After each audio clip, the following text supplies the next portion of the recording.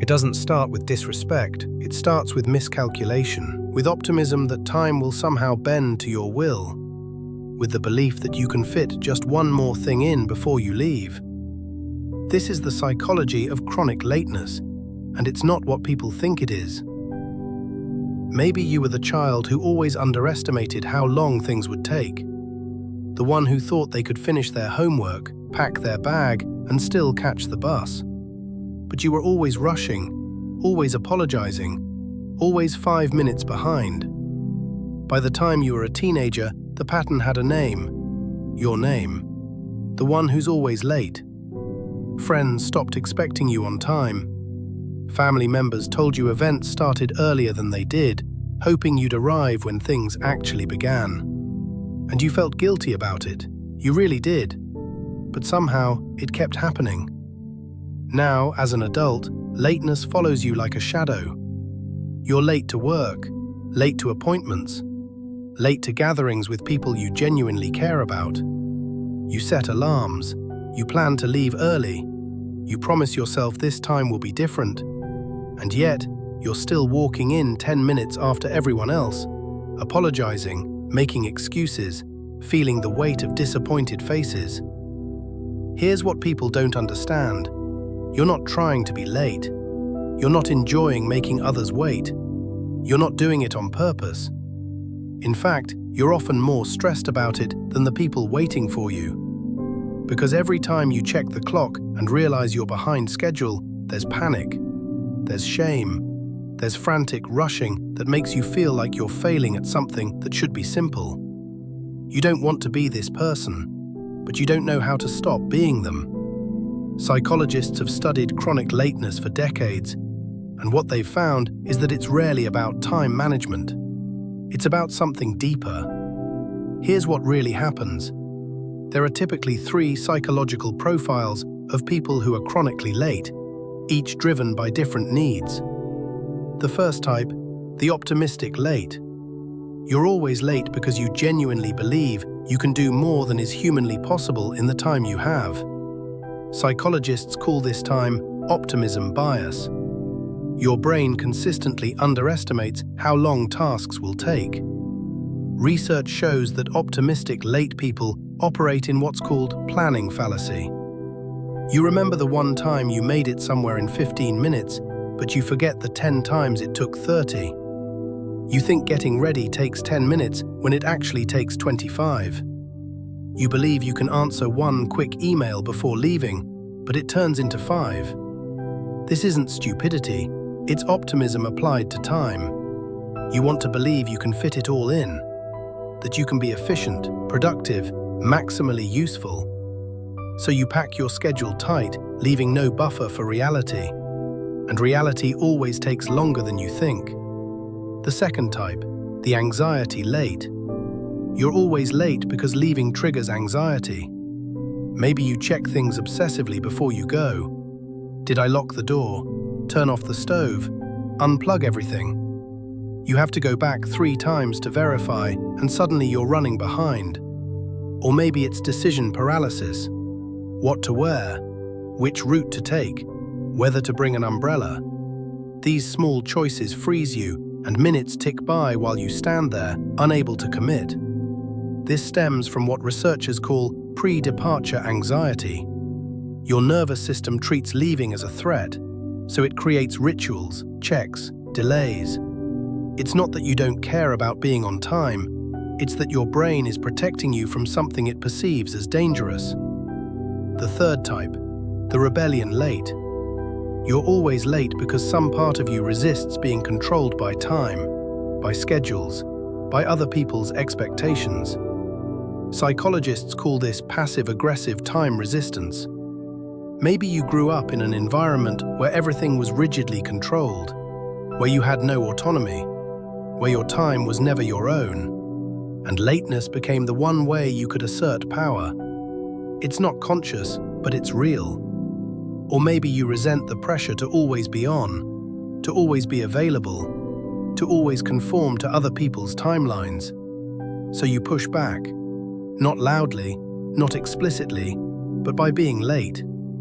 It's your way of saying, I exist on my own terms. But here's what all three types share. Chronic lateness is rarely about the other person. It's about your relationship with time, control, and anxiety. And here's the neurological piece. Studies show that people who are chronically late often have a different internal clock. They perceive time passing more slowly than it actually does. When you think 5 minutes have passed, it's actually been 10. Your brain's time perception is literally off. This doesn't excuse the behavior, but it explains it. You're not lazy, you're not selfish, you're wired differently. But here's what no one tells you about being chronically late. It's costing you more than you think. Because when you're always late, people stop trusting you. Not just with time, but with everything. They assume if you can't manage this basic thing, what else are you unreliable about? You watch opportunities slip away. The job interview where you arrived flustered and apologetic. The friendship that cooled because you cancelled one too many times. The relationship where your partner finally said, "I can't keep doing this." And the worst part? You agree with them. You're angry at yourself. You know how this looks. You know people think you don't care, that you're disrespectful, that you think your time is more valuable than theirs. And that's not true, but you don't know how to prove it, because actions speak louder than intentions, and your actions keep saying the same thing. I'm late. Again. Here's the internal war. You're not a bad person. You care about people. You value relationships. But your lateness tells a different story. And over time, you start to believe the story others are telling about you. You become the flaky one, the unreliable one, the person people stop inviting because they assume you won't show up on time anyway. And that identity hardens around you like a shell. And here's the shame. Every time you're late, you feel it. The guilt, the embarrassment, the awareness that you've inconvenienced someone again. You promise yourself you'll do better. You set earlier alarms. You plan obsessively. And then you're late again. And the shame deepens.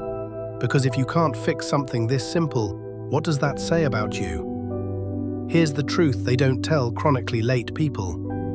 Time is not your enemy. Your perception of it is. And changing this pattern isn't about willpower.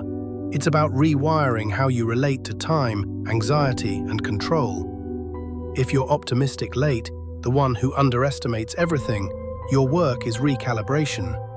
Practice this. Track how long things actually take, not how long you think they should take, how long they do take. Getting ready, driving to work, finding parking, walking inside. Write it down, then add 25% buffer time. You're not being pessimistic, you're being realistic. And realistic is what gets you there on time.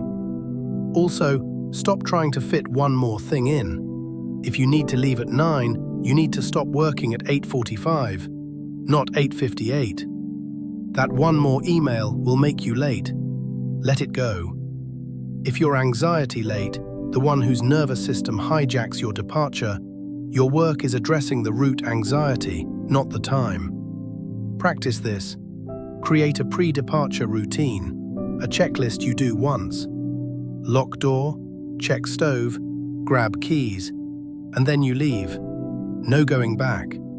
The anxiety will spike. Let it. Walk through it. You're teaching your brain that leaving is safe. Also, prepare the night before. Lay out clothes, pack your bag, know your route. The fewer decisions you have to make in the moment, the less your anxiety can trap you. If you're rebellion late, the one who resists being controlled, your work is distinguishing between healthy boundaries and self-sabotage. Practice this. Ask yourself, am I being late because I genuinely need this time, or because I'm punishing someone or something? If it's rebellion, find healthier ways to assert autonomy. Say no to things. Set boundaries with your time. Protect your schedule. But don't use lateness as your weapon, because it hurts you more than anyone else. And here's the practice that works for all types. Change your arrival target. Don't aim to arrive on time, aim to arrive 10 minutes early. If you're supposed to be somewhere at 2, tell yourself 1:50 is the deadline. When you arrive early, you have buffer. When you're late, you're actually on time. You're not tricking yourself, you're compensating for your wiring. And this is crucial. Apologize less, improve more. Stop saying, "Sorry, I'm late," every single time. Start showing up differently, because apologies without change are just noise. You've spent so many years carrying the shame of being late, of disappointing people, of breaking promises to yourself, of feeling like you're failing at something that should be simple. But here's the quiet truth. You're not broken. You're just out of sync with the way the world measures time. And that's fixable. Not instantly, not perfectly, but gradually, with self-awareness, with systems, with compassion for the wiring that makes this harder for you than it is for others. Being on time is not a moral virtue. Being late is not a character flaw, but it is a pattern that affects how people experience you, and you deserve to be experienced the way you want to be. As reliable, as caring, as someone whose presence is worth waiting for, not because they're always late, but because they finally showed up on time. So the next time you need to be somewhere, pause and ask yourself, what would it feel like to arrive early, to walk in calm instead of frantic, to not have to apologize? You don't have to be perfect, but you also don't have to be late. You are allowed to struggle with time, but you're also allowed to get better at it. Start there. That's where you finally stop being defined by the minutes you're behind and start being known for the person you are when you arrive.